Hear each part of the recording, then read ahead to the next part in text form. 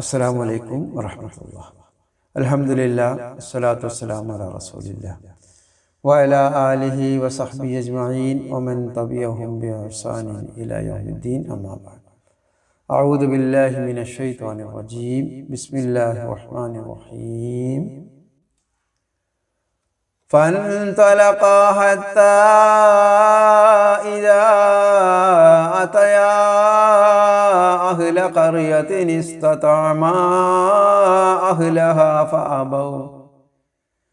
فأبوا أن يضيفوهما فوجدا فيها جدارا يريد أن ينقض فأقامه قال لو شئت لاتخذت عليه أجرا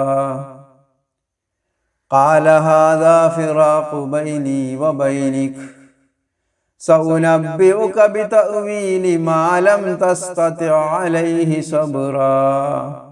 ആദരണീയരായ ഖുർആൻ പഠിതാക്കളെ, അള്ളാഹുവിൻ്റെ നിയമങ്ങളും നിർദ്ദേശങ്ങളും അവൻ്റെ വിധിവിലക്കുകളും ജീവിതത്തിൻ്റെ എല്ലാ രംഗത്തും, നമ്മുടെ സംസാരത്തിലും നമ്മുടെ പെരുമാറ്റത്തിലും നമ്മുടെ ഇടപാടുകളിലും നമ്മുടെ ഇടപെടലുകളിലും കാത്തു സൂക്ഷിക്കണമെന്ന് എല്ലാവരെയും ഓർത്തുകയാണ്. വിശുദ്ധ ഖുർആന്റെ 18-ാമത്തെ അധ്യായമായ സൂറത്ത് അൽ കഹ്ഫാണ് നമ്മൾ പഠിച്ചുകൊണ്ടിരിക്കുന്നത്.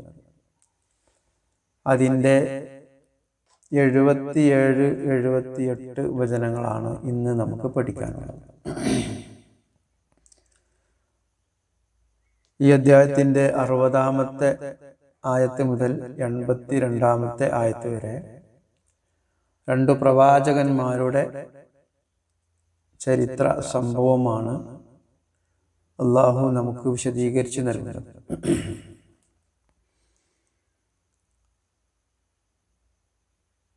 അതിൽ നമുക്കുള്ള ഗുണപാഠങ്ങൾ നമ്മൾ പല ക്ലാസ്സുകളിലായി ചർച്ച ചെയ്തതാണ്. അതിവിടെയും ഓർക്കുക.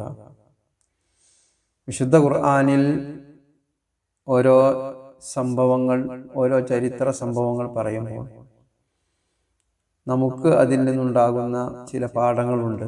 അത് മനസ്സിലാക്കി മുന്നോട്ട് പോകണം എന്നുള്ളതാണ് ആമുഖമായി പറയാനുള്ളത്. ഈ സംഭവത്തിലും അത് തന്നെയാണ്. അറിവ് നേടുന്നതിന് വേണ്ടി, വിജ്ഞാനം നേടുന്നതിന് വേണ്ടി നമ്മൾ മനസ്സിലാക്കിയതുപോലെ തന്നെ ദീൻ അഥവാ ഇസ്ലാം ദീൻ വളരെ പ്രാധാന്യം കൊടുത്തതാണ്.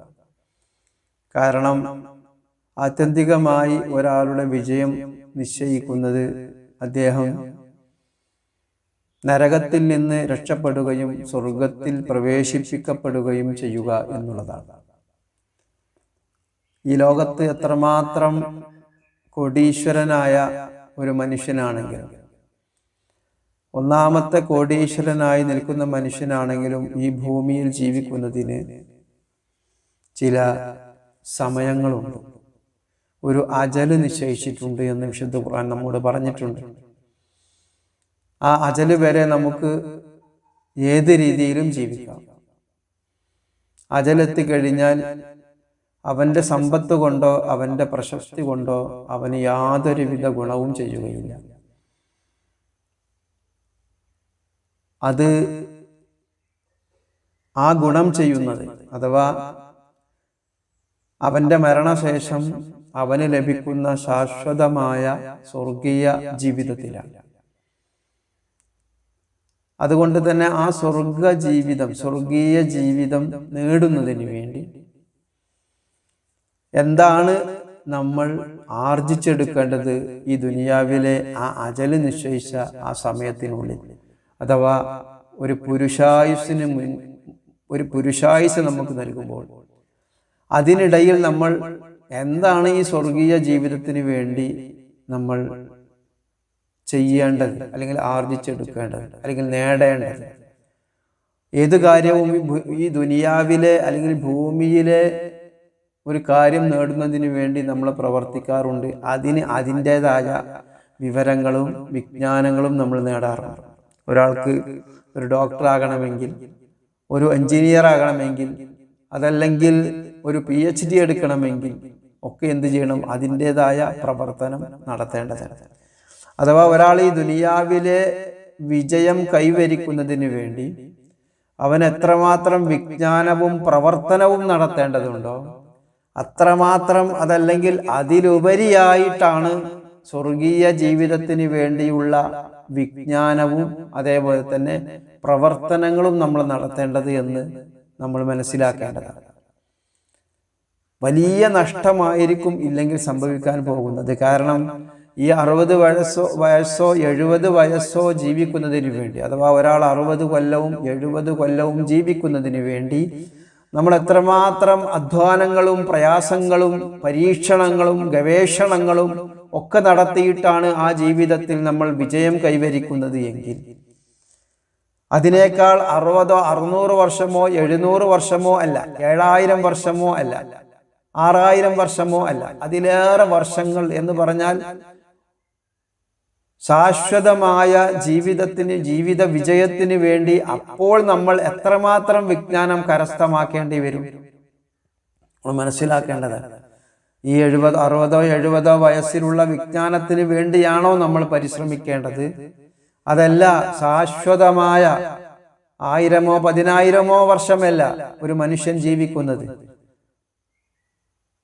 ശാശ്വതമായ ജീവിത വിജയത്തിന് വേണ്ടി അപ്പോൾ നമ്മൾ എത്രമാത്രം പരിശ്രമിക്കണം, എത്രമാത്രം വിജ്ഞാനം നമ്മൾ നേടണം, എത്രമാത്രം അധ്വാനം നമ്മൾ അതിനു വേണ്ടി ചെയ്യണം എന്ന് നമ്മൾ മനസ്സിലാക്കേണ്ടതാണ്. അള്ളാന്റെ റസൂല് നമ്മൾ കഴിഞ്ഞ ക്ലാസ്സിൽ പറഞ്ഞതുപോലെ തന്നെ വിജ്ഞാനത്തിന് വേണ്ടി അല്ലെങ്കിൽ ഇൽമിന് വേണ്ടി പറഞ്ഞ ചില കാര്യങ്ങളുണ്ട്. മൻ ഖറജ ഫീ തലബിൽ ഇൽമി കാന ഫീ സബീലില്ലാഹി ഹത്താ യർജി. നോക്കൂ നിങ്ങൾ, മൻ ഖറജ ഫീ തലബിൽ ഇൽമി, ഒരാള് ഇൽമിന് വേണ്ടി, അറിവിന് വേണ്ടി, വിജ്ഞാനത്തിന് വേണ്ടി, വിജ്ഞാനത്തിന് സമ്പാദിക്കുന്നതിന് വേണ്ടി ഒരാൾ പുറപ്പെട്ടു കഴിഞ്ഞാൽ അത് തേടിക്കൊണ്ട് തലബുൽ ഇൽമി കാന ഫീ സബീലില്ലാ, അവൻ അള്ളാഹുവിന്റെ മാർഗത്തിലാണ്. അവൻ അള്ളാഹുവിന്റെ, അവനെ സൃഷ്ടിച്ച സൃഷ്ടാവിന്റെ ദൈവത്തിന്റെ മാർഗത്തിലാണ് അവൻ. ഹത്താ യർജി, ഏതുവരെ? അവൻ മടങ്ങുന്നത് വരെ എന്നുള്ളത്. അവൻ മടങ്ങുന്നത് വരെ എന്ന് പറഞ്ഞാൽ ഏത് സമയത്താണ് അവൻ ആ ഇൽമ് തേടിക്കൊണ്ടുള്ള യാത്ര അവസാനിപ്പിക്കുന്നത്, അല്ലെങ്കിൽ ആ വിജ്ഞാന സമ്പാദനം അവൻ നിർത്തുന്നത്, അതുവരെ അവൻ അള്ളാഹുവിന്റെ മാർഗത്തിലാണ്. കാനഫി സബീലില്ല. നോക്കൂ നിങ്ങൾ, ഒരു കാനഫി സബീലിൽ അള്ളാഹുവിന്റെ മാർഗത്തിൽ യുദ്ധം ചെയ്യുന്നവരെ കുറിച്ച് പറഞ്ഞിട്ടുണ്ട്, ജിഹാദ് ചെയ്യുന്നവരെ കുറിച്ച്. അള്ളാഹുവിന്റെ മാർഗത്തിൽ യുദ്ധം ചെയ്തുകൊണ്ടിരിക്കുന്ന, അല്ലെങ്കിൽ അള്ളാഹുവിന്റെ മാർഗത്തിൽ അത്തരത്തിലുള്ള പ്രവർത്തനങ്ങൾ നടത്തിക്കൊണ്ടിരിക്കുന്ന ആളുകളെ കുറിച്ചൊക്കെ സബീലില്ല എന്ന പ്രയോഗം കാണാൻ കഴിയും, അള്ളാഹുവിന്റെ മാർഗത്തിൽ. അപ്പോ ഇൽമ് കരസ്ഥമാക്കുമ്പോഴൊക്കെയും നമ്മൾ ഒരു യുദ്ധം ചെയ്യുന്നതിന് അല്ലെങ്കിൽ അത്തരത്തിലുള്ള അള്ളാഹുവിന്റെ മാർഗത്തിലാണ് ജീവിക്കുന്നത് എന്നുള്ളതാണ്. ആ അത്രയും പ്രതിഫലം ലഭിക്കുന്ന ഒരു കാര്യമാണ് ഇൽമ്, വിജ്ഞാനം നേടുക എന്നുള്ളത്. അപ്പൊ ഇതിന്റെ പ്രാധാന്യം എത്രയാണ് നോക്കൂ നിങ്ങൾ. അത് മാത്രവുമല്ല, നമുക്ക് നാളെ ലഭിക്കാൻ പോകുന്ന ആ ഒരു പ്രതിഫലം, നമ്മൾ ഭൗതിക ജീവിതത്തിന്റെ വിജയത്തിന് വേണ്ടി നമ്മൾ ശ്രമിക്കുന്നത് എന്തിനാണ്? ആ സമയത്തെത്തുമ്പോൾ നമുക്ക് അവിടെ ലഭിക്കുന്ന പ്രതിഫലത്തിനാണ്, വിജയം എന്ന പ്രതിഫലത്തിനാണ് നമ്മൾ പരിശ്രമിച്ചു കൊണ്ടിരിക്കുന്നത്. പക്ഷെ അത് കേവലം വളരെ നിസ്സാരമായ ശാശ്വതമായ ഒരു ജീവിതത്തിനെ കമ്പയർ ചെയ്യുമ്പോൾ, അതിനെ താരതമ്യപ്പെടുത്തുമ്പോൾ ഈ ദുനിയാവിലെ ജീവിതം എത്രമാത്രം നിസ്സാരമായിരിക്കും.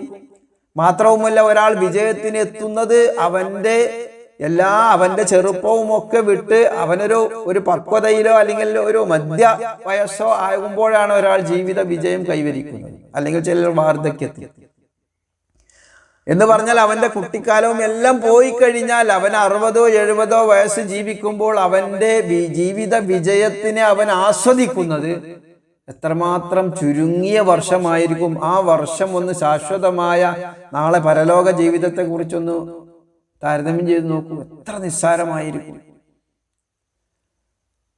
അപ്പൊ അതുകൊണ്ട് തന്നെ പറഞ്ഞുകൊണ്ടുവരുന്നത്, വിജ്ഞാനം കരസ്ഥമാക്കുന്നതിന് വേണ്ടി നമ്മൾ ഇറങ്ങി പുറപ്പെട്ടു കഴിഞ്ഞാൽ അള്ളാഹുവിൻ്റെ മാർഗത്തിലാണ് അവൻ എന്ന് പറയുമ്പോൾ, ഒരു മനുഷ്യൻ തൻ്റെ ജീവിതകാലം മുഴുവനും വിജ്ഞാന സമ്പാദനത്തിന് വേണ്ടി ശ്രമിച്ചു കൊണ്ടിരിക്കുമ്പോൾ അവൻ്റെ പ്രതിഫലം എത്രമായിരിക്കും എന്ന് നമ്മൾ മനസ്സിലാക്കേണ്ടതാണ്. അതുകൊണ്ട് തന്നെ നമ്മൾ ഈ അധ്യായത്തിൽ നിന്ന് അല്ലെങ്കിൽ ഈ സംഭവങ്ങളിൽ നിന്ന്, ചരിത്ര സംഭവങ്ങളിൽ നിന്ന്, രണ്ട് പ്രവാചകന്മാരുടെ ചരിത്രം നമ്മൾ പഠിക്കുമ്പോൾ അതിന് ഈ ഒരു മാനസികാവസ്ഥയിൽ അല്ലെങ്കിൽ ഇത്തരത്തിലുള്ള ഒരു കാര്യത്തിലാണ് നമ്മൾ മനസ്സിലാക്കേണ്ടത്. ഈ ദീൻ എന്ന, ഇസ്ലാം ദീൻ എന്ന മാനവരാശിക്ക് വേണ്ടി അള്ളാഹു അവതരിപ്പിച്ച ഈ ഒരു പ്രത്യയശാസ്ത്രം, അതിനു വേണ്ടി നമ്മൾ ഇൽമിന് വേണ്ടി അല്ലെങ്കിൽ വിജ്ഞാനത്തിന് വേണ്ടി എത്രമാത്രം നമ്മൾ ഒരുങ്ങണം, എത്രമാത്രം നമ്മൾ പ്രയാസപ്പെടണം, എന്താണ് അതിൻ്റെ പ്രാധാന്യം എന്നൊക്കെയാണ് ഈ 60-ാമത്തെ ആയത്ത് മുതൽ, 60-ാമത്തെ വചനം മുതൽ 82-ാമത്തെ വചനം വരെ അള്ളാഹു നമുക്ക് മനസ്സിലാക്കി തരുന്നത്. അപ്പോൾ ഈ ആയത്തിലേക്ക് കടന്നു കഴിഞ്ഞാൽ നമ്മൾ മനസ്സിലാക്കിയതുപോലെ തന്നെ രണ്ട് പ്രവാചകന്മാർ തമ്മിൽ കണ്ടുമുട്ടുകയും അങ്ങനെ അവർ യാത്ര പുറപ്പെടുകയും ആ യാത്രയിലെ രണ്ട് സംഭവങ്ങളാണ് ഇവിടെ നമ്മൾ മനസ്സിലാക്കിയത്. ഇനി അതിൽ മൂന്നാമത്തെ സംഭവമാണ് 77-ാമത്തെ വചനത്തിൽ നമുക്ക് പഠിക്കാനുള്ളത്. രണ്ട് സംഭവങ്ങൾ, ഒരു കപ്പൽ കേടുവരുത്തുകയും അതിനെ ചോദ്യം ചെയ്യുകയും ചെയ്തു മൂസാ നബി അലൈഹിസ്സലാത്തു വസ്സലാം എന്ന പ്രവാചകൻ. രണ്ടാമത് ഒരു കുട്ടിയെ വധവുമായി ബന്ധപ്പെട്ട കൊന്ന ഒരു സംഭവവുമായി ബന്ധപ്പെട്ട ആ സംഭവത്തിലും മൂസാ നബി അലൈഹിസ്സലാത്തു വസ്സലാം എന്ന പ്രവാചകൻ പ്രതികരിക്കുകയുണ്ട്. ഇനി മൂന്നാമത്തെ ഒരു സംഭവമാണ്, അത് അവസാനമാണ്. ഈ സംഭവം അതിന് തുടർന്ന് കൊണ്ടുപോകാൻ മൂസാ നബി അലൈഹിസ്സലാത്തു വസ്സലാമിന് കഴിഞ്ഞില്ല. കാരണം അവിടെ അവർ തമ്മിലുണ്ടായിരുന്ന കരാറ് നിർത്തുകയാണ്, അല്ലെങ്കിൽ അത് ലംഘിക്കപ്പെടുകയാണ്. അതുകൊണ്ട് തന്നെ ഇത് അവസാനമാണ് എന്ന് പറഞ്ഞ് അവർ പിരിയുകയാണ് ഉണ്ടായത്. ഇനി ഈ മൂന്ന് സംഭവത്തിൻ്റെയും, ഈ പറയാൻ പോകുന്ന സംഭവവും തുടർന്നുണ്ടായ രണ്ട് സംഭവങ്ങളും എന്തായിരുന്നു എന്നുള്ള വിശദീകരണമാണ് അടുത്ത ക്ലാസ്സിൽ നമ്മൾ പറയാൻ പോകുന്നത്. അപ്പോൾ ഈ ക്ലാസ്സിൽ 77-ാമത്തെ വചനം തുടങ്ങുന്നത് ഫൻതലഖാ ഹത്താ ഇദാ അതയാ അഹ്ല ഖറിയത്തിൻ ഇസ്തതഅമ. കഴിഞ്ഞ ആയത്തിലൊക്കെ തുടങ്ങിയതുപോലെ തന്നെയാണ് ഇവിടെയും തുടങ്ങുന്നത്. ഫൻതലഖാ, അവർ രണ്ടുപേരും പുറപ്പെട്ടു പോയി. ഹത്താ ഇദാ അതയാ, എത്തുന്നത് വരെ. അതാ ആ സ്ഥലത്ത് എത്തുന്നത് വരെ എന്ന് പറഞ്ഞാൽ അവിടെ ഫൻതലഖാ, അവർ രണ്ടുപേരും പുറപ്പെട്ടു പോയി. ഹത്ത ഏതുവരെ? ഇദാ അതയാ, ഇദാ അതയ, അവർ ചെന്നപ്പോൾ, ചെന്നെത്തിയപ്പോൾ. ഒരു സ്ഥലത്ത് അവർ ചെല്ലുകയാണ്. അഹ്ല ഖറിയ, ഖറിയ എന്ന് പറഞ്ഞ ഗ്രാമം, അഹ്ല പറഞ്ഞ ഗ്രാമക്കാർ, അഹ്ലുകാര് എന്ന് നമ്മൾക്കറിയാം, കഴിഞ്ഞ ഇതിലും നമ്മൾ പഠിച്ചതാണ്. അപ്പൊ അഹ്ല ഖറിയ, ഖറിയത്തിൻ, ആ രാജ്യക്കാരുടെ അടുത്ത് അവർ ചെന്നപ്പോൾ എന്ന് പറഞ്ഞാൽ അവർ യാത്ര തുടർന്നു കൊണ്ടിരിക്കുകയാണ്. കപ്പലിൽ യാത്ര ചെയ്തു, അത് കഴിഞ്ഞ് പിന്നീടൊരു യാത്ര കഴിഞ്ഞു, അവിടെയാണ് കുട്ടിയെ കണ്ടുമുട്ടിയത്. അത് കഴിഞ്ഞ് പിന്നെയും അവർ യാത്ര ചെയ്യുകയാണ്. ഈ യാത്ര അവർ ഒരു രാജ്യക്കാരുടെ അടുത്താണ് ചെന്ന് എത്തിയത്. ഫൻതലഖ, അവർ പുറപ്പെട്ടു. ഹത്താ ഇദാ അതയ, അവർ ചെന്നപ്പോൾ അഹ്ല ഖറിയത്തിൻ, ഒരു രാജ്യക്കാരുടെ അല്ലെങ്കിൽ ഗ്രാമത്തിൽ, ഒരു പട്ടണത്തിൽ, ഒരു സ്ഥലത്ത് എത്തിയപ്പോൾ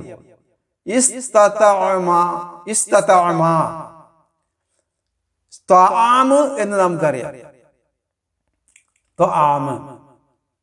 ഭക്ഷണം. ഇവിടെ എന്നാണ്, എന്നാണ്. എന്താണ് ത്വാമിന്റെ? അവർ ഭക്ഷണം ആവശ്യപ്പെട്ടു എന്നുള്ളതാണ്. ത്വാമ് ഭക്ഷണം, ഇസ്തതഅമ അവർ രണ്ടുപേരും ഭക്ഷണം ആവശ്യപ്പെട്ടു. അഹ്ലഹ, അഹ്ല് കൂട്ടരിലെ, ഹ എന്ന് പറഞ്ഞാൽ ആ ഖറിയത്ത് ഗ്രാമക്കാർ എന്ന് പറഞ്ഞാൽ ആ രാജ്യക്കാരോട് അവർ ഭക്ഷണം ആവശ്യപ്പെട്ടു. ഫ അബൗ. അപ്പൊ എന്ത് ചെയ്തു? അബാറിന് എന്താണ്? വിസമ്മതിക്കുക. അബ അതിനെ നിരസിക്കുക, വിസമ്മതിക്കുക. ഫ അബൗ, ഫ എന്നുള്ളത് അപ്പോൾ ആ ഭക്ഷണം ചോദിച്ചു. എന്നാൽ അപ്പോൾ ഫ അബൗ, അബ എന്നുള്ളതാണ് അബൗ, അവർ ഒരുമിച്ച് എന്നുള്ള ആ രാജ്യക്കാർ ഒരുമിച്ച്, അതില് ആ രാജ്യക്കാർ അതിനെ വിസമ്മതിച്ചു. അതായത് ഭക്ഷണം അവർക്ക് കൊടുക്കുവാൻ അവർ വിസമ്മതിച്ചു. അപ്പോ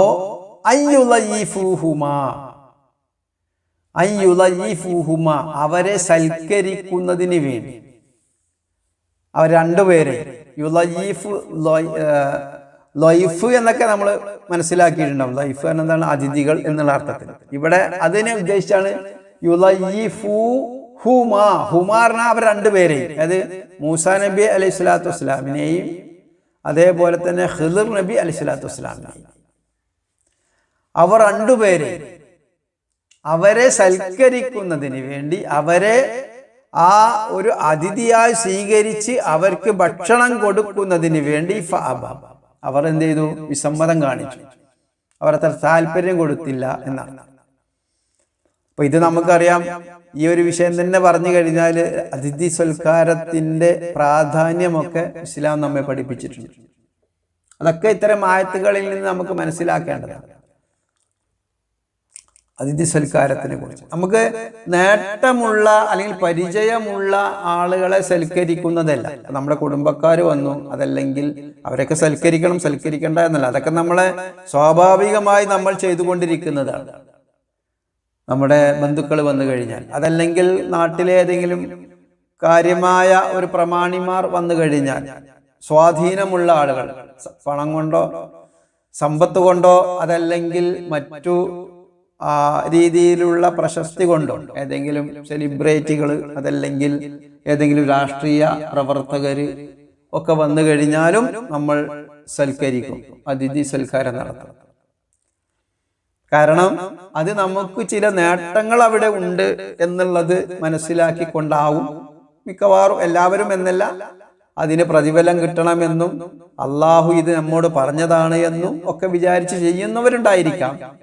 പക്ഷേ കൂടുതലും ആളുകൾ നമുക്കറിയാമല്ലേ, ആ ഒരു അതില്ലെങ്കിൽ എന്താ സംഭവിക്കുക, അവരെ പിണക്കിയാൽ എന്തുണ്ടാകും, അല്ലെങ്കിൽ അവർ സൽക്കരിച്ചില്ലെങ്കിൽ നാളെ നമുക്ക് അതുമായി ബന്ധപ്പെട്ടുണ്ടാകുന്ന പ്രശ്നങ്ങൾ, പ്രയാസങ്ങൾ. അപ്പൊ അതുകൊണ്ട് നമ്മൾ അവരെ സൽക്കരിക്കാൻ തയ്യാറാണ്. എന്നാൽ ഒരു പരിചയവുമില്ലാത്ത എന്ന് പറഞ്ഞു കഴിഞ്ഞാൽ ഇന്ന് നാട്ടിൽ പരിചയമില്ലാത്ത ആളുകളൊക്കെ വിളിച്ച് നമുക്ക് സൽക്കരിക്കണം എന്നുള്ള അർത്ഥത്തിലല്ല. നമ്മളൊക്കെ ഒരു ഹോട്ടലിൽ ചായ കുടിച്ചു കൊണ്ടിരിക്കുമ്പോൾ എനിക്കുണ്ടായ ഒരു അനുഭവം തന്നെ പറയാം. ഒരു ഹോട്ടലിൽ ഇങ്ങനെ ഗൾഫിലായിരുന്ന സമയത്ത് ഭക്ഷണം കഴിച്ചു കൊണ്ടിരിക്കുമ്പോൾ ഒരാളുണ്ട്, വെറും ചായയും കുബൂസും വാങ്ങിയിട്ട്, ഒരു പാകിസ്ഥാനികളുടെ ഹോട്ടലിൽ വെച്ചാണ്. അപ്പോൾ ആ ചായയും അവിടെ കാണുന്ന ആ കുബൂസ് എന്ന് പറഞ്ഞ ആ റൊട്ടി അത് മാത്രം കഴിക്കുന്നുണ്ട്. അപ്പോൾ അതിന് അടുത്തിരുന്ന ആ ഒരാള് അദ്ദേഹത്തോട് ചോദിച്ചു, കറി വേണ്ടെന്ന് ചോദിച്ചു. വേണ്ടെന്ന് പറഞ്ഞു. പൈസ ഇല്ലായിട്ടാണെന്ന് അറിയാം. അപ്പോൾ അദ്ദേഹത്തിന് കറി കൊടുക്കാൻ വേണ്ടി അദ്ദേഹം ആവശ്യപ്പെട്ടു, ഇങ്ങനെ അദ്ദേഹത്തിന് കറി കൊടുക്കണം. എന്നിട്ട് അദ്ദേഹം കഴിച്ചിരുന്ന ആ അതേ കറിയും കൂടി കൊടുക്കാൻ വേണ്ടി പറഞ്ഞു. അങ്ങനെ അദ്ദേഹത്തിന്റെ പണവും അദ്ദേഹത്തിന്റെ ആ പൈസയും എന്താണ് പ്രശ്നം എന്ന് ചോദിച്ചു. അയാളൊന്നും പറയുന്നില്ല, ജോലിയില്ലാന്നോ അല്ലെങ്കിൽ അങ്ങനെയൊന്നും പറയുന്നില്ല. അങ്ങനെ അദ്ദേഹം കുറച്ച് സംഖ്യയും കൊടുത്തു, ഉച്ചക്കത്തെ ഭക്ഷണത്തിന് വേണ്ടിയുള്ള പണവും കൊടുത്തു പോയത് ഒരു കണ്ട സംഭവമാണ്. അപ്പൊ ഇതൊക്കെ നമ്മൾ അവിടെ എന്താ നമ്മൾ കാണുന്നത്, ആ പരലോകത്തിന്റെ നാളെ പ്രതിഫലം ലഭിക്കും എന്നുള്ള ഉദ്ദേശം മാത്രം. അല്ലാതെ അദ്ദേഹം ഒരു പ്രശസ്തനോ ഈ ഭക്ഷണം റൊട്ടി മാത്രം കഴിച്ചിരുന്ന ആളെ കൊണ്ട് എന്തെങ്കിലും ഒരു നേട്ടം എനിക്ക് നാളെ ഉണ്ടാകും എന്നല്ല ഈ സഹായിച്ച വ്യക്തി വിചാരിക്കുന്നത്. അത് തീർത്തും നാളെ പരലോകത്ത് ഗുണം കിട്ടണം എന്ന് ഉദ്ദേശിച്ചിട്ടാണ്. അപ്പൊ ഇത്തരത്തിലുള്ള സംഭവങ്ങൾ ഉണ്ടാവും. അതാണ് ഞാൻ പറഞ്ഞു കൊണ്ടുവരുന്നത്. നമ്മൾ അല്ലാതെ വീട്ടിൽ പരിചയമില്ലാത്ത ഒരാൾ വന്നാൽ വീട്ടിനുള്ളിൽ കയറി ഭക്ഷണം കൊടുക്കണം എന്ന് ഇന്നത്തെ സാഹചര്യത്തിൽ, പ്രത്യേകിച്ച് നമ്മുടെ നാടുകളിൽ, കേരളത്തിൽ അതൊരു പ്രശ്നമായിരിക്കുമെന്ന് പറയേണ്ടതില്ല. പക്ഷേ അത്തരത്തിലുള്ള കാര്യങ്ങൾ ഇപ്പോൾ ഒരാൾ വന്നു, ഒരു വീട്ടിൽ വന്നു, അല്ലെങ്കിൽ അത്ര പ്രയാസം പറഞ്ഞു കഴിഞ്ഞാൽ അദ്ദേഹത്തിന് ഭക്ഷണത്തിനുള്ള ഇത് കൊടുക്കണം. അതേപോലെ തന്നെ നമ്മൾ ഒരു സ്വീകരിക്കണം എന്ന് പറഞ്ഞാൽ നല്ല സംസാരം. പലപ്പോഴും വിശുദ്ധ ഖുർആനിൽ അത് പല സ്ഥലങ്ങളിലും പറഞ്ഞതാണ്. നമ്മളെത്തൊന്നും കൊടുക്കാനില്ലെങ്കിലും നല്ലൊരു സംസാരം സംസാരിച്ചിട്ട് നല്ല രീതിയിൽ പറഞ്ഞ് മനസ്സിലാക്കി അദ്ദേഹത്തിന്റെ വിഷമമൊക്കെ ഒന്ന് പങ്കുവെച്ച് പറഞ്ഞയക്കണം എന്നൊക്കെ വിശുദ്ധ ഖുർആനിൽ കാണാൻ കഴിയും. അപ്പൊ അത് നമുക്ക് ചെയ്യാവുന്നതാണ്. പറഞ്ഞുകൊണ്ടുവരുന്നത് ഈ രാജ്യക്കാരായ ആളുകൾ അവിടെ എത്തിയപ്പോൾ അവർ വിസമ്മതിക്കുകയാണ് ഉണ്ടായത്. അവരെ സൽക്കരിക്കാൻ തയ്യാറായില്ല. അപ്പൊ ആ ഒരു സ്വഭാവം ഈ ഒരു ചരിത്ര സംഭവങ്ങളിലൂടെ ഇതിനെ ശരിക്കും മനസ്സിലാകാത്ത കാര്യത്തെ കയറി പിടിച്ച് കുട്ടിയുടെ വധവുമായി ബന്ധപ്പെട്ട് നമ്മൾ പറഞ്ഞല്ലോ, കുട്ടിയുടെ വധവുമായി ബന്ധപ്പെട്ട് എന്തിനു കൊന്നു എന്നൊക്കെ പറഞ്ഞ് അതിമേ കയറി പിടിക്കും. എന്നാൽ ഇത്തരം കാര്യത്തിമേ കയറി പിടിക്കൂല. നോക്കൂ, നിങ്ങൾ അതിഥി സൽക്കാരം നടത്തേണ്ടതാണ് എന്ന് കൂടി നമ്മൾ ഇത് മനസ്സിലാക്കേണ്ടത്. അതാണ് ചെയ്യേണ്ടത്. ഇനി എന്താ പറയുന്നത്? അവരെ അങ്ങനെ അതിഥി സൽക്കാരത്തിന് അവർ തയ്യാറായില്ല. വജദ എന്താണ്? കണ്ടെത്തുക എന്നുള്ളതാണ്. അപ്പോൾ അവർ കണ്ടു. അവിടെ അല്ലെ, വജദ രണ്ടാളും കണ്ടെത്തി. വജദ രണ്ടാളും എന്ത് ചെയ്തു? അവിടെ കണ്ടെത്തി. ഫീഹ പറഞ്ഞാല് അതിൽ ആ രാജ്യത്തിൽ നടത്തുക. ആ രാജ്യക്കാരോടെ അവർ ഭക്ഷണം കൊടുത്തില്ല, അങ്ങനെ അവർ മുന്നോട്ട് പോയി. ആ സമയത്ത് ആ രാജ്യത്തിൽ തന്നെ ഒരു കണ്ടെത്തി അവർ എന്ത്? ജിദാർ എന്താണ്? ചുമര്. ഒരു ചുമര് അവിടെ കണ്ടെത്തി. ജിദാറൻ. അങ്ങനെ എന്ത് ചുമരാണത്? യുരീദു, ഉദ്ദേശിക്കുന്നു എന്നുള്ള. അറാദ യുരീദു നമുക്ക് മനസ്സിലാവും, നമ്മൾ പഠിച്ചതാണല്ലോ. ഉദ്ദേശിക്കുക. യുരീദു അയ്യങ്കല്ല എന്നാണ്. അയ്യങ്കല്ല പറഞ്ഞാല് അത് തകർന്ന് വീഴുന്ന, പൊളിഞ്ഞു വീഴുവാൻ എന്നുള്ളതാണ്. പൊളിഞ്ഞു വീഴുന്ന തരത്തിൽ. അതാണ് എന്ന് അവിടെ വന്നിട്ടല്ലോ. യങ്കല്ല എന്ന് മാത്രമല്ല, അതില് എന്തുണ്ട്? അൻ എന്നും കൂടി വന്നിട്ടുണ്ട്. അപ്പൊ ആ സംഗതി വീഴാറായി എന്നുള്ള അർത്ഥം. അപ്പൊ യുരീദ് എന്താണ്? ആ ചുമര് ഉദ്ദേശിക്കുന്നു, അല്ലെങ്കിൽ ചുമര് വീഴാറായിരിക്കുന്നു എന്നുള്ളതിനാണ് അവിടെ യുരീദ് വന്നത്. യുരീദു അയ്യങ്കല്ല. ഒരു ചുമര് കണ്ടു, ആ ചുമര് ഇങ്ങനെ വീഴാനായിട്ടുണ്ട്, വീണു പോകാനായിട്ടുണ്ട്. അങ്ങനത്തെ ഒരു ചുമരാണ് അവർ രണ്ടാളും കണ്ടെത്തിയത്. അപ്പൊ എന്ത് ചെയ്തു? അഖാമ, അത് നന്നാക്കി എടുത്തു, അത് നേരെയാക്കി കൊടുത്തു എന്നർത്ഥം. അഖാമ പറഞ്ഞ ഖിയാമ നിർത്തുക എന്നുള്ള ആളാണ്. അപ്പൊ അത് താഴെ വീഴാനായിരുന്നു, അത് അവർ പണിയെടുത്തു. അവർക്ക് ഭക്ഷണം കൊടുത്തില്ല, അവർ വിശക്കുന്നുണ്ടാവുമല്ലോ. ആ സമയത്ത് പോലും എന്ത് ചെയ്തു? അതിനെ നേരെയാക്കി നിവർത്തി കൊടുത്തു എന്നർത്ഥം. എന്ന് പറഞ്ഞാൽ അവിടെ ഒരു ചുമരിന്റെ പണി നടന്നു, ഒരു വർക്ക് അവിടെ നടന്നു. ചുമരിന്റെ പണി ആര്? ഈ ഖിളിർ നബി അലൈഹി സ്വലാത്തു വസ്സലാം അത് ചെയ്തു കൊടുത്തു. അപ്പൊ മൂസാ നബി അലൈഹി സ്വലാത്തു വസ്സലാം പറഞ്ഞു, മൂസാ നബി അലൈഹി സ്വലാത്തു വസ്സലാം ഇവിടെയും പ്രതികരിക്കുകയാണ്. മുകളിൽ പറഞ്ഞ രണ്ട് കാര്യത്തിലും പ്രതികരിച്ചു. കഴിഞ്ഞ രണ്ട് ക്ലാസ്സുകളിലായിട്ട് നമ്മൾ പറഞ്ഞതിലും പ്രതികരിച്ചു. ഇവിടെയും മൂസാ നബി അലൈഹി സ്വലാത്തു വസ്സലാം പ്രതികരിക്കുകയാണ്. മൂസാ നബി അലൈഹി സ്വലാത്തു വസ്സലാം പറഞ്ഞു, ലൗ ശിഅ്ത, താങ്കൾ ഉദ്ദേശിച്ചിരുന്നുവെങ്കിൽ. ശിഅ്ത എന്നുള്ളത് അല്ലേ? അപ്പോ താങ്കൾ ഉദ്ദേശിച്ചിരുന്നുവെങ്കിൽ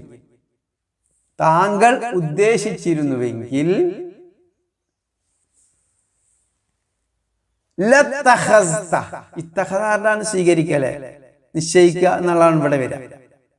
ഇത്തഖദ സ്വീകരിച്ചു. ലാമുണ്ട് അവിടെ. താങ്കൾക്ക് അവസാനം ഖിളിർ നബി അലൈഹി സ്വലാത്തു വസ്സലാമിനോട് പറയുന്നു, താങ്കൾക്ക് നിശ്ചയിക്കാമായിരുന്നു, സ്വീകരിക്കാമായിരുന്നു, അലൈഹി അതിന്മേൽ അജ്റ, ഒരു കൂലി നിശ്ചയിക്കാമായിരുന്നു. ഏത്? നമുക്ക് ഭക്ഷണം തരാത്ത ഒരു ആൾക്കാരെ ചുമര് നമ്മൾ വെറുതെ ശരിയാക്കി കൊടുക്കേ? അദ്ദേഹത്തിന്റെ സംബന്ധിച്ചിടത്തോളം, മൂസാ നബി അലൈഹി സ്വലാത്തു വസ്സലാമിനെ സംബന്ധിച്ചിടത്തോളം ആ കാര്യം വളരെ എന്താണ്, പ്രസക്തമായ, അല്ലെങ്കിൽ അദ്ദേഹത്തിന് നീതി എന്ന് തോന്നുന്ന കാര്യമാണ് ആ പറയുന്നത്. നമ്മൾക്ക് ഭക്ഷണം തരാതെ, നമ്മളെ സ്വീകരിക്കാതെ, നമ്മളെ സൽക്കരിക്കാത്ത ഒരു രാജ്യക്കാർക്ക് നമ്മൾ അവിടുത്തെ ചുമര് ശരിയാക്കി കൊടുക്കേ? അതിന് വെറുതെ ശരിയാക്കി കൊടുക്കേണ്ട വല്ല ആവശ്യമുണ്ടോ? അപ്പൊ മൂസാ നബി പറയാണ്, ലൗ ശിഅ്ത, താങ്കൾക്ക് താങ്കൾ ഉദ്ദേശിച്ചിരുന്നുവെങ്കിൽ അതിനൊരു കൂലി നിശ്ചയിക്കാമായിരുന്നു, ഒരു പ്രതിഫലം നിശ്ചയിക്കാമായിരുന്നു. വെറുതെ നമ്മൾ എടുത്തു കൊടുക്കണോ എന്നുള്ള ഒരു ചോദ്യം അവിടെ ചോദിച്ചു. ഖാല, അപ്പോ ഖിദിർ നബി അലൈഹി സ്വലാത്തു വസ്സലാം പറഞ്ഞു, ഹാദാ, ഇതാകുന്നു ഫിറാഖ്, വേർപാട്, ബൈനി, എനിക്കും വബൈനിക, താങ്കൾക്കും ഇടയിലുള്ള വേർപിരിയൽ, അഥവാ നമ്മുടെ അഗ്രിമെന്റ് തീർന്നിരിക്കുന്നു, ചോദ്യം ചെയ്യരുത് എന്ന് പറഞ്ഞു.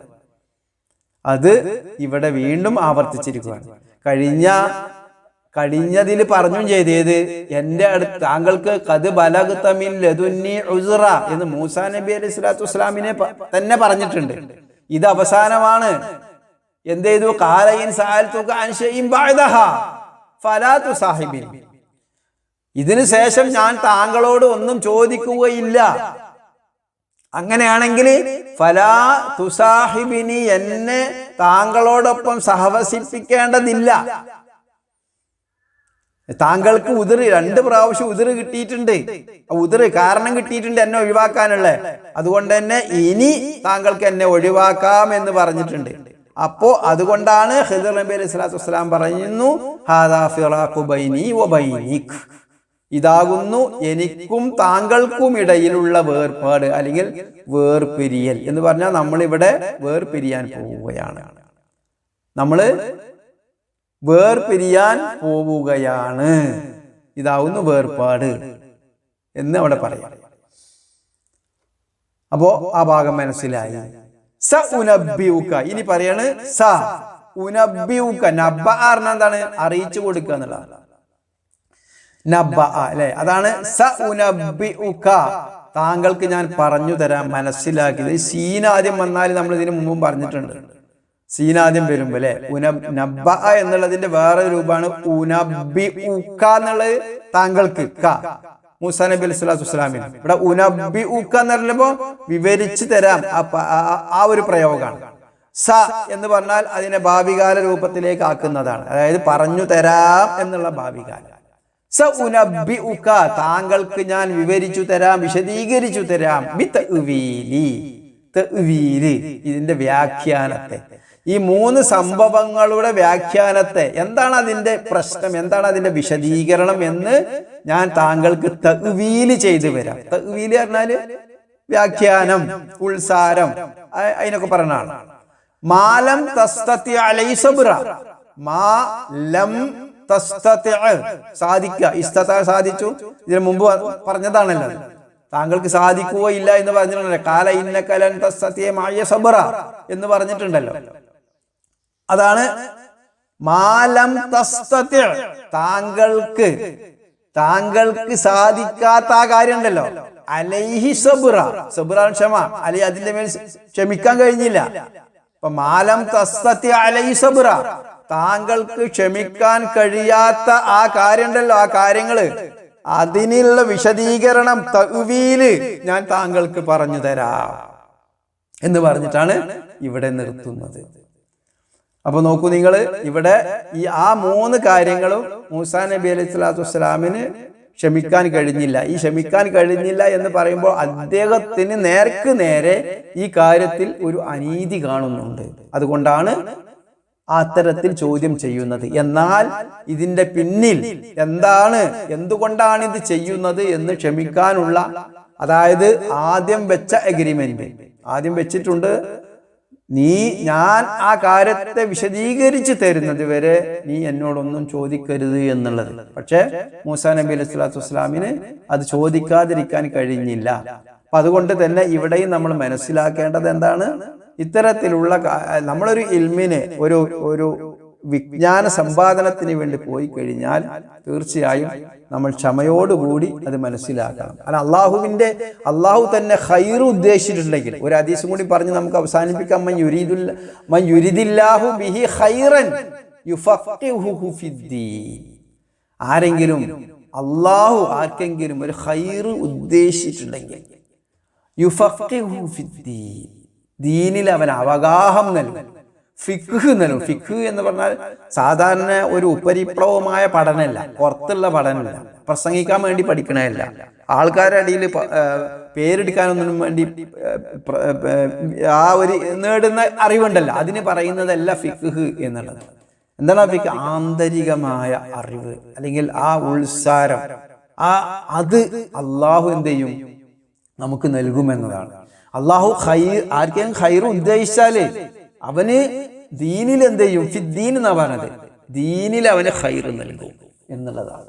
അതുകൊണ്ട് തന്നെ നമ്മളൊരു നേരത്തെ പറഞ്ഞതുപോലെ തന്നെ ഒരു വിജ്ഞാന സമ്പാദനത്തിന് വേണ്ടി ഇറങ്ങി പുറപ്പെട്ടു കഴിഞ്ഞാൽ നമ്മൾ കാനഫി സബീലില്ല, അള്ളാഹുവിന്റെ മാർഗത്തിലാണ്. അതേപോലെ തന്നെ ഒരാൾക്ക് അള്ളാഹുവിന് തൗഫീക്ക് വേണമല്ലോ നമുക്ക് ഒരു പഠിക്കുക എന്നുള്ളതിന്. വിജ്ഞാന സമ്പാദനത്തിന് വേണ്ടി നമുക്ക് എന്ത് ചെയ്യണം? തൗഫീക്ക് നൽകണം, അള്ളാഹു തൗഫീക്ക് നൽകണം. അപ്പൊ അള്ളാഹു ഒരാൾക്ക് ഖൈർ നിശ്ചയിച്ചാൽ തന്നെ അവൻ എന്ത് ചെയ്യാണ്? ദീനിൽ അവൻ അവഗാഹം നൽകും എന്നുള്ളതാണ്. അത്തരത്തിൽ അവഗാഹം നൽകുന്ന, ദീന് പഠിക്കാൻ ഉദ്ദേശിക്കുന്ന ആളുകളുടെ കൂട്ടത്തിൽ അള്ളാഹു നമ്മെ ഉൾപ്പെടുത്തി അനുഗ്രഹിക്കുമാറാകട്ടെ. അല്ലാഹുമ്മ സ്വല്ലി അലാ മുഹമ്മദിൻ വഅലാ ആലി മുഹമ്മദ്. സുബ്ഹാനക അല്ലാഹുമ്മ വബിഹംദിക അശ്ഹദു അല്ലാ ഇലാഹ ഇല്ലാ അൻത അസ്തഗ്ഫിറുക വഅതൂബു ഇലൈക്.